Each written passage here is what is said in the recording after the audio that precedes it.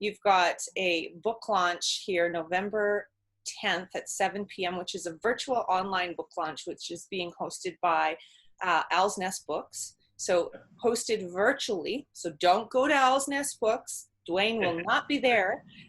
His books will be there, and there's capped attendance. So you do have to register to attend.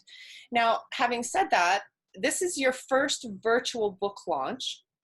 And this is really, for your fans to say, okay, you like all three of the last books.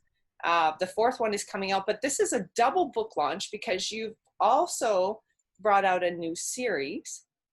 So this is just, wow, bigger than big. 2 books, a virtual book launch. You've never virtually book launched before. How do you feel? Well, I'm excited about, having the 2 books. My goal this year was actually to have launched at least 3. I got delayed at the beginning of the year on Speargrass a little bit because I wanted to make sure it was, well, as close as I could make to perfect. So I spent extra time on that.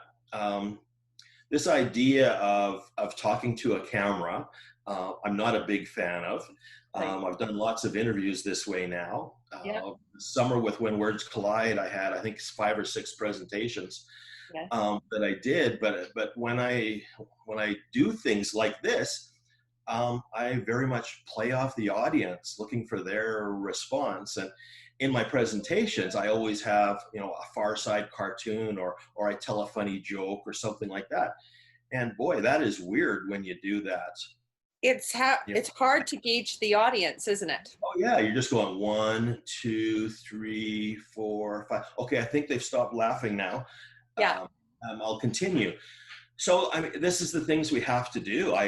This would not be a choice. If there was any way we could have a live event, I would have a live event because I enjoy those more. I like meeting the people who read my books, and I like circulating around the tables, thanking people for coming, and I could do that in person. And so we did that for the first 3 books, and Speargrass kind of had a really kind of soft launch in September, and since then I've learned about the virtual launches, and so we're going to give it our best on Tuesday. And then I thought, well, if I'm doing the one, I might as well relaunch Speargrass and talk about that too. So yeah. I'm hoping lots of people will come to the Zoom presentation, and they'll have the opportunity, through chat to ask questions, and we'll try and make it as interactive as we can with Zoom. So anybody who hasn't maybe come across your books yet, I just want to share that, the 4-book series, now launching the 4th book, which is 13 Days of Terror. It's set in Calgary. And, I met you when you had 2 in the series, and you were coming out just before you were coming out with the 3rd one. And those first 3 books, now they have a local fan base. They've been listed in the Calgary Herald as a bestseller, so you definitely have your local market fans. And this 4th book, we'll have to see what happens there. But at the same time, you've moved into another series and away from the Calgary setting, which I find very interesting because you definitely have a loyal following of Calgarians and people who love the character, your local hero character that is, Brad Coulter. And then this Speargrass opioid, which is a new character called Franklin Eaglechild. And so what made you decide to shift your series to something new and out of the local fan base that you have such a loyal following of? It was going to be south western Saskatchewan is where it was going to be. There were certain criteria for the location, things I needed for the story, and that was going to fit okay. Now, at the risk of losing loyal Calgarian and Canadian fans, part of it was to get more exposure for me as an author. Yeah. So that by putting it into the United States, hopefully would attract some of the US market. they would read Speargrass and like it, and then switch over and say, hey, I want to read this guy. And then go to the Brad Coulter series. I know I do that. If I read an author and I really like his or her first book, then I go searching for it, and I'll probably read, if they're available, I'll read 4, 5, or 6 in a row before I take a break from that author and look for somebody else. So part of it was entering the U.S. market. The second part was I just liked the location, but the Great Falls area just fit what I wanted. There's an Air Force base there, which is important to the story. Great Falls is a nice city, nice big river flowing through it. So it just had some of the things I needed. And, I guess it was a trade-off. Close enough to Canada that, either Montana's going to adopt us or we're going to adopt Montana at some point in time.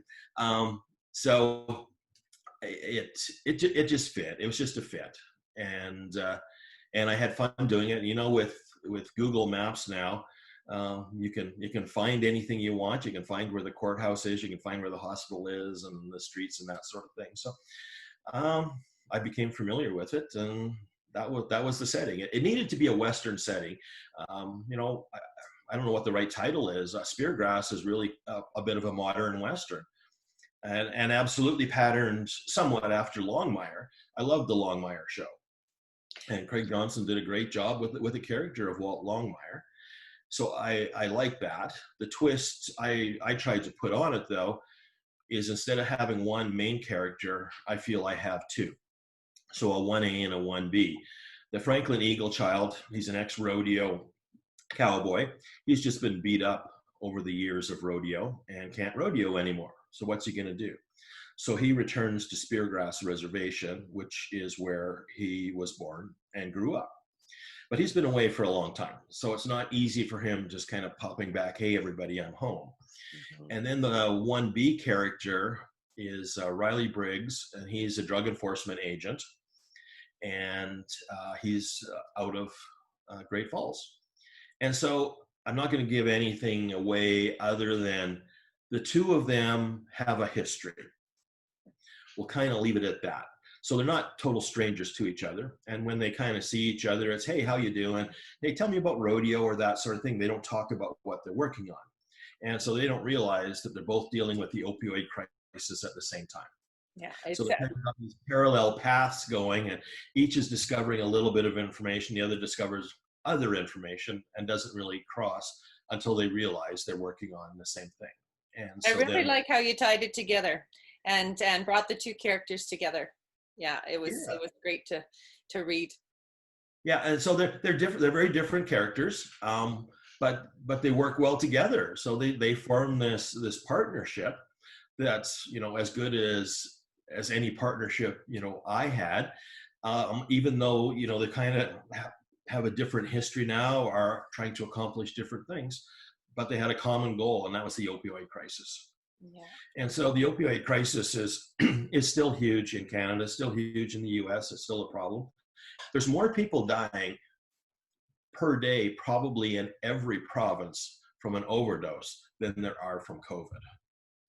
In the interest of going with, and attracting people that are in the same vein of thinking as you and have common interests, and there are commonalities, there are some questions I thought maybe we could ask you and then find out a little bit more about you as a person outside of the fact that you write. Like, if we were to hold the glass and cheers to Dwayne, what beverage of choice would you pick? Ooh.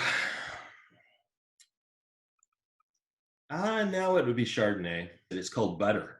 Oh, big yellow label, Butter. Butter. It is very smooth like that. Quail's Gate, like Quail's Gate. I have been trying to like whiskey.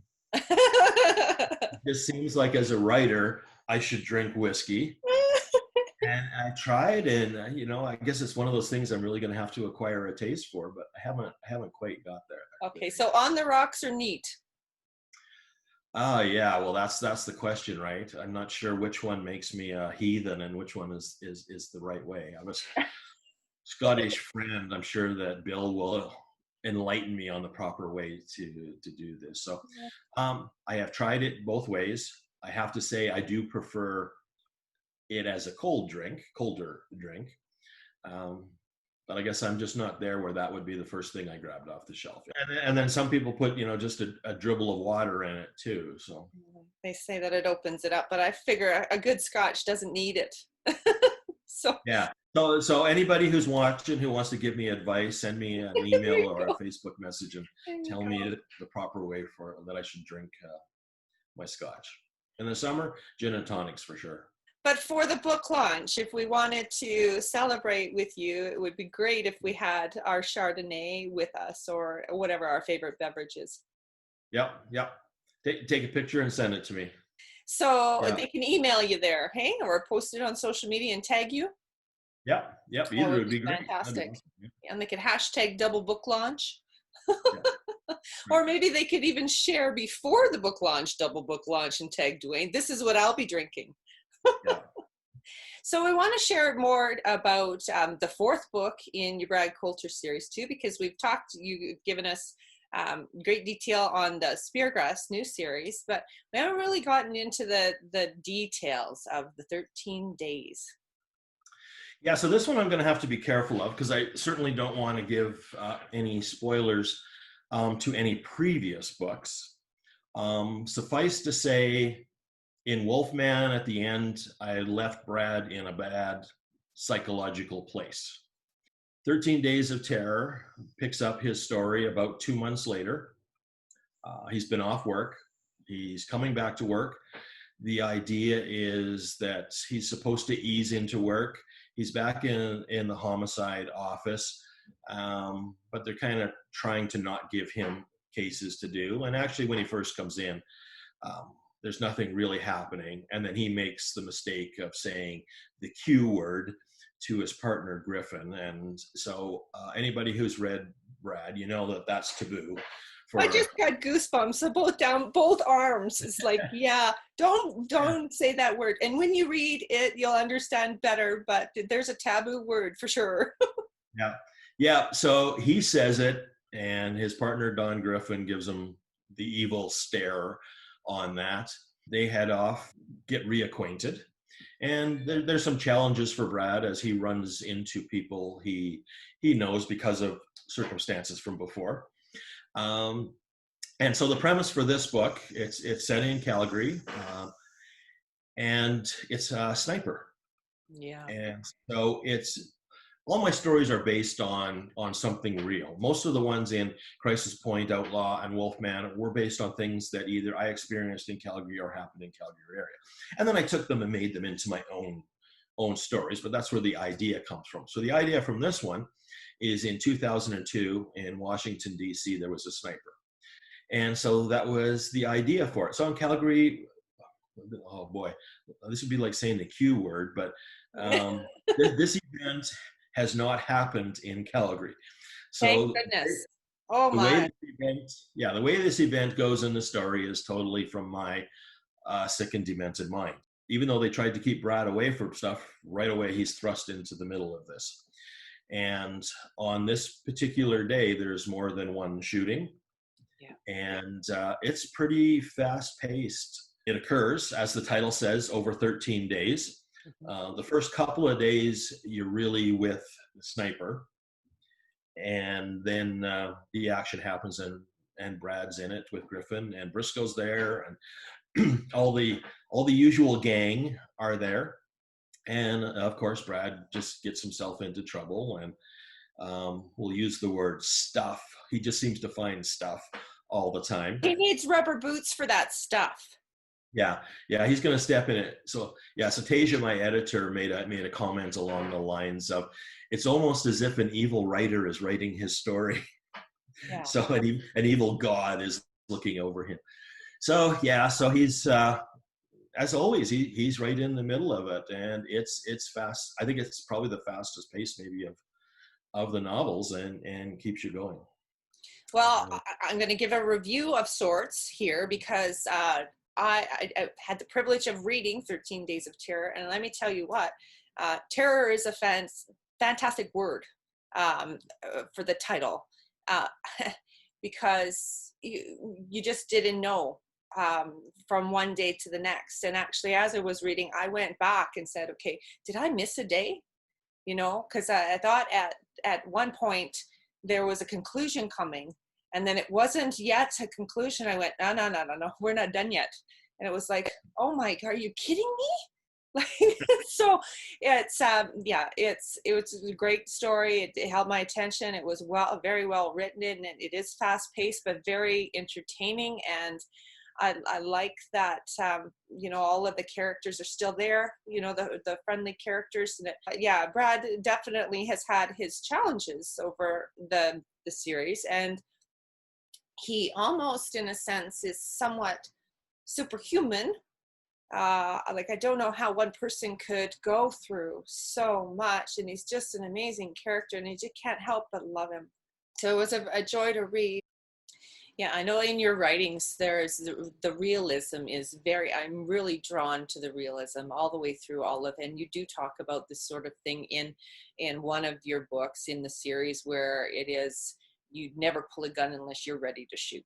And so you have to have made that decision before that gun comes out of the holster, right? So I want to say how much I really appreciate just everything in the last year. Like, you and I have been working closely together for the last year. And at that point, you had 2 books that were out, and a third one was coming out. But now you're going to have 6 books by March of next year, which is, it took you how long to write the first 3? Yeah, well, Crisis Point was 7.5 years. So I started in October 2010, and we launched that, I think, about April 2018. And then last year, 19, was Outlaw and Wolfman, and this year will be Speargrass and 13 Days. With the next one is written, and Tasia has it right now for the final edit, so I'll get it back from her early December, and probably by early January I'll have done my edit on it. It'll get proofed, and the launch for that will be probably 3rd or 4th week of March. I just admire the dedication that you have to writing and what you've done for yourself to actually, seriously, tripling your volume of publishing is really, come on. I mean, I know I have some perfectionist tendencies, but we need to give credence where, you've definitely earned your stripes. Let's put it that way, because triple, that's huge. And the dedication is there. The inspiration is there. You're very supportive of other authors in the community as well.